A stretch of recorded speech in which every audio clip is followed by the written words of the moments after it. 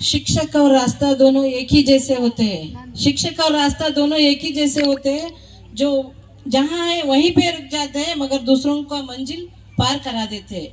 ನಮ್ಮ ಹೆಡೆಯವ್ರು ಹೇಳಿದ್ರು, ಶಿಕ್ಷಕರು ಅಲ್ಲೇ ಇರ್ತೀವಿ, ಮಕ್ಕಳು ಹೋಗ್ತಾ ಇರ್ತಾರೆ, ಅವರಿಗೊಂದು ಮಂಜಿಲ್, ಅವರಿಗೊಂದು ಗುರಿ ಮುಟ್ಟುವರೆಗೂ ನಾವೇ ಜವಾಬ್ದಾರರು, ಶಿಕ್ಷಕರೇ ಹೊಣೆ ಅಂತ ನಮ್ಮ ಹೆಡೆಯವರು ಚೆನ್ನಾಗಿ ಸಮರ್ಥಿಸ್ಕೊಂಡಿದ್ದಾರೆ. ಇದಕ್ಕೆ ನಮ್ಮ ಗೀತಾ ಮೇಡಮ್ ಅವ್ರು ಏನು ಹೇಳ್ತಾರೆ ಅಂತ ಕೇಳೋಣ. ಎಲ್ರಿಗೂ ನಮಸ್ಕಾರ. ಹೆಡೆಯವರು ಮಕ್ಕಳಿಗೆ ಸಂಸ್ಕಾರವನ್ನ ಶಿಕ್ಷಣವನ್ನ ಕಲಿಸ್ತಕ್ಕಂಥ ಜವಾಬ್ದಾರಿ ಶಿಕ್ಷಕರದೇ ಅಂತ ಹೇಳ್ಬಿಟ್ಟು, ನಾನು ಶಿಕ್ಷಕರು ಮಕ್ಕಳ ಎರಡನೆಯ ತಾಯಿ ತಂದೆ ಅಂತಕ್ಕಂಥದ್ದನ್ನ ತಾವೇ ಒಪ್ಕೊಂಡ್ರು ಅಲ್ವಾ. ಹಾಗಾಗಿ ನಾವು ಪ್ರತಿ ಮಗುವಿನ ಒಂದು ಜವಾಬ್ದಾರಿ, ಪ್ರತಿ ಮಗುವಿನಲ್ಲಿ ಸಂಸ್ಕಾರ ಮತ್ತೆ ಶಿಕ್ಷಣವನ್ನ ಕಲಿಸ್ತಕ್ಕಂಥ ಜವಾಬ್ದಾರಿ ಪಾಲಕರದ್ದೇ ಅಂತಕ್ಕಂಥದ್ದು ನನ್ನ ವಾದ. ಮನೆಯ ಮೊದಲು ಪಾಠಶಾಲೆ, ಜನನಿ ತಾಯಿಯ ಮೊದಲ ಗುರುವು, ಜನನಿಯಿಂದ ಕಲಿತ ಜನರೇ ಧನ್ಯರು ಅಂತಕ್ಕಂಥ BM ಶ್ರೀ ಅವರ ಒಂದು ನುಡಿಯನ್ನ ತಮ್ಮ ಮುಂದೆ ಮಂಡಿಸ್ತಾ, ಸಂಸ್ಕಾರವಿಲ್ಲದ ಶಿಕ್ಷಣ ಅಪೂರ್ಣ ಹಾಗೂ ವ್ಯರ್ಥವಾಗಿರ್ತಕ್ಕಂಥದ್ದು, ಶಿಕ್ಷಣ ಇಲ್ಲದ ಸಂಸ್ಕಾರ ಅಪೂರ್ಣವಾಗಿರ್ತಕ್ಕಂಥದ್ದು ಅಂತ ಹೇಳ್ತಾ, ನಾವು ಪ್ರತಿ ಮಗು ಹುಟ್ಟುವಾಗ ಅದೊಂದು ಪ್ರಕೃತಿಯಾಗಿರ್ತದೆ.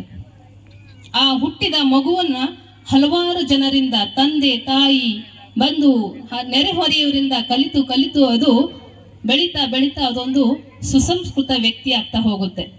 ಹಾಗಾಗಿ ಈ ಮಗುವಿನಲ್ಲಿ ಶಿಕ್ಷಣದ ಒಂದು ಸಂಸ್ಕಾರದ ಜವಾಬ್ದಾರಿಯನ್ನ ಬೆಳೆಸುವ ಸಂದರ್ಭದಲ್ಲಿ ತಂದೆ ತಾಯಿಗಳು ತನ್ನ ಮಗು ಯಾರಾದ್ರೂ ಮನೆಗೆ ಬಂದಂತಹ ಸಂದರ್ಭದಲ್ಲಿ ಬನ್ನಿ ಕುಳಿತುಕೊಳ್ಳಿ, ಕುಡಿಯಲು ನೀರು ಕೊಡ್ಲೆ, ಚೆನ್ನಾಗಿದ್ದೀರಾ, ಯಾರನ್ನ ಕರೆಯಬೇಕು ಹೇಳಿ ಅಂತಕ್ಕಂಥ ಒಂದು ಹೊರಗಿನಿಂದ ಬಂದವರನ್ನ ಕೇಳಿದಾಗ ಆ ಮಗುವಿನಲ್ಲಿ ಸಂಸ್ಕಾರ ಬಂದಿದೆ ಎಂದ ಅರ್ಥವನ್ನ ನಾವು ತಿಳ್ಕೊತೀವಿ.